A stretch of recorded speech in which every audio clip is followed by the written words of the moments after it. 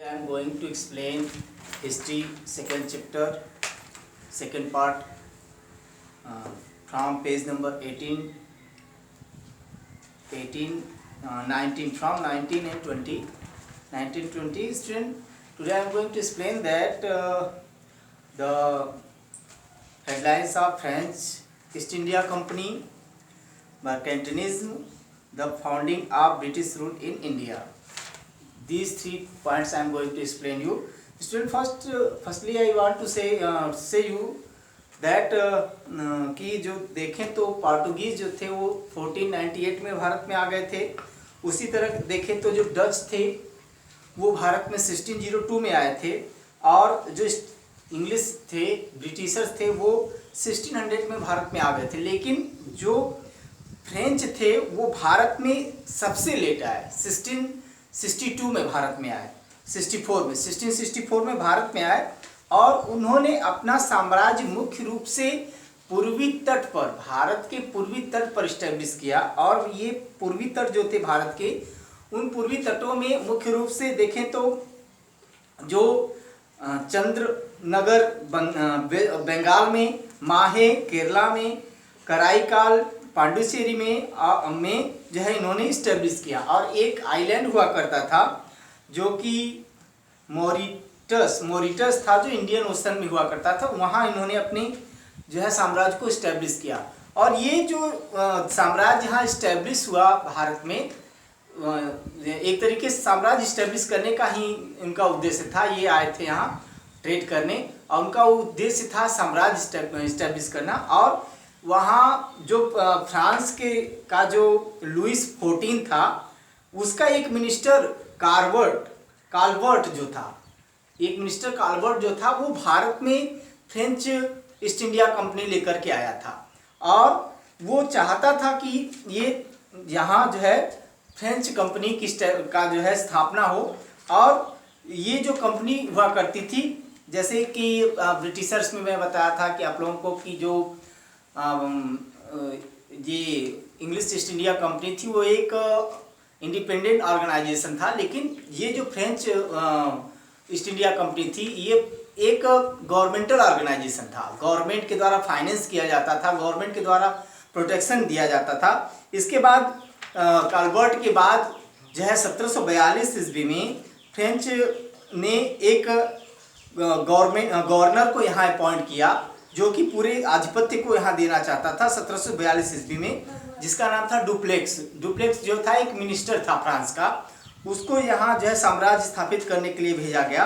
और इस तरह जो है जो ब्रिटिशर्स थे वो भी यहाँ तो आए थे ट्रेड करने, लेकिन उनका भी उद्देश्य यही था कि वो भारत को अपना कॉलोनी बनाना चाहते थे, भारत को में अपना साम्राज्य स्थापित करना चाहते थे। उसी तरह जो है फ्रेंच भी यहाँ जो है अपना साम्राज्य स्थापित करना चाहते थे। तो इस उद्देश्य से यहाँ आए थे। तो इसको लेकर के जो है फ्रेंच और इंग्लिश के बीच हमेशा जो है वार हुआ करता था, झगड़े हुआ करते थे ट्रेड को लेकर के, क्योंकि दोनों चाहते थे कि ट्रेड पर मेरी अपनी मोनोपोली हो। उसके लिए एक दूसरे से जो है लड़ते रहते थे। तो उसी समय की एक थ्योरी हुआ करती थी मर्केंटिलिज्म, उसके बारे में बात करेंगे। तो मर्केंटिलिज्म जो था वो एक तरीके का ऐसा थ्योरी था जिसके अनुसार जो है किसी भी देश की प्रॉस्पेरिटी उस देश में जो पूंजी है उस पूंजी पर डिपेंड करता था। प्रॉस्पेरिटी पूंजी पर डिपेंड करता था। और ये जो पूंजी हुआ करता था, पूंजी जो था वो किसी भी देश में जो व्यापार है, व्यापार जो प्रोग्रेस करता है, व्यापार प्रोग्रेस करने से जो एक तरीके से जो है ट्रेजर बॉक्स भरा जाता है। ट्रेजर बॉक्स जो है उसमें गोल्ड होते हैं, उस पर डिपेंड करता है। और ये उसके अलावा भी जो है जो गोल्ड है या जो ट्रेजर बॉक्स भरने का प्रोसेस है, उसमें जो ट्रेड कॉमर्स को बढ़ावा दिया जाता है। उसके बाद भी ट्रेड कॉमर्स को बढ़ावा देने से जो इनकम आता है उसमें भी 2 तरीके का होता है, एक एक्सपोर्ट किया जाता है, एक इंपोर्ट किया जाता है। तो ज़्यादा से ज़्यादा एक्सपोर्ट करने का सलाह दिया जाता था कि ज़्यादा से ज़्यादा एक्सपोर्ट किया जाए और कम से कम इंपोर्ट किया जाए। ज़्यादा से ज़्यादा एक्सपोर्ट करने से जो है ट्रेड बैरियर मिलता है या ट्रेड टैरिफ मिलता है। ट्रेड टैरिफ से जो है उस देश का जो है एक तरह से ट्रेजरी बढ़ता या कह लो कि फाइनेंशियली इकोनॉमिकली प्रोग्रेस होता। तो ये जो है मर्केंटिलिज्म का जो है एक तरीके से जो है थ्योरी था। इसके बाद है the founding of British rule in India. जैसा कि बता चुके हैं, भारत में जो है ट्रेड करने के लिए डच आए, पोर्टुगीज आए, ब्रिटिश आए और फ्रेंच आए। ये 4 देश के लोग जो है, 4 यूरोपियन कंट्रीज भारत में ट्रेड के लिए आए। तो इन 4 कंट्रियों में देखें तो सबसे ज़्यादा शक्तिशाली जो थे वो ब्रिटिशर्स थे। सबसे ज़्यादा शक्तिशाली जो ब्रिटिशर थे, तो वो जो है यहाँ और 3 लोगों को भगा देना चाहते थे और पूरी ट्रेड पर जो अपनी मोनोपोली जो है वो स्थापित करना चाहते थे। तो इस तरह जो है उन्होंने तो जो है डच को और पोर्टुगीज को यहाँ से भगा दिया, डच और पोर्टुगीज को भारत से भगा दिया। लेकिन फ्रेंच को भगा पाने में वो सफल नहीं रहे, क्योंकि फ्रेंच कुछ जो है शक्तिशाली थे।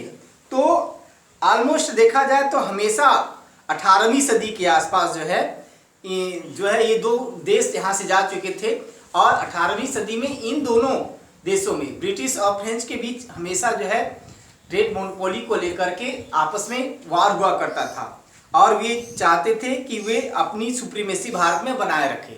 तो सुप्रीमेसी को लेकर के हुआ करता था और इसके कारण जो है इनके बीच कई बार युद्ध हुए और ये युद्ध जो है हुआ करता था और इनके बीच जो है कोई फाइनली रिसोल्यूशन नहीं हुआ करता था। और इस तरह इनके बीच जो है ब्रिटिशर्स और फ्रेंच के बीच भारत में 3 युद्ध लड़े गए, जिसको Anglo French Carnatic Anglo French war के नाम से जाना जाता है, जो कि 1744 से लेकर 1763 के बीच में लड़े गए।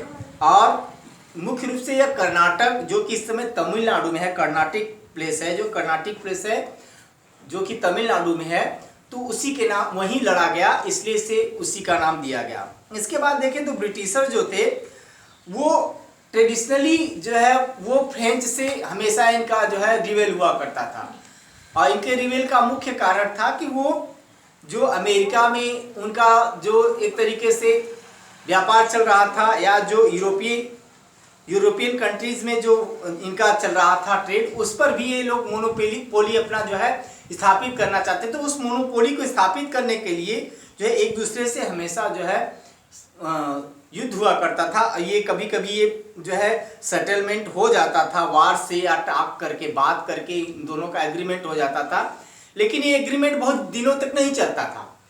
और एक और कारण ये था एग्रीमेंट बहुत दिनों तक न चलने का, क्योंकि भारत में जो कर्नाटक का एरिया हुआ करता था, वहाँ जो भारतीय शासक थे हैदराबाद के आसपास और कर्नाटक के आसपास, वहाँ जो है बहुत शक्तिशाली जो है शासन व्यवस्था नहीं थी भारतीयों का।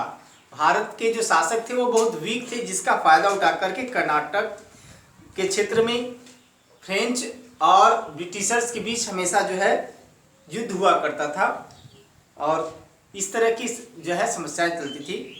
और स्टूडेंट, मैं अगले वीडियो में बचा हुआ जो पार्ट है, फर्स्ट कर्नाटिक वार, सेकेंड कर्नाटिक वार, थर्ड कर्नाटिक वार के बारे में आप लोगों को एक्सप्लेन करूँगा।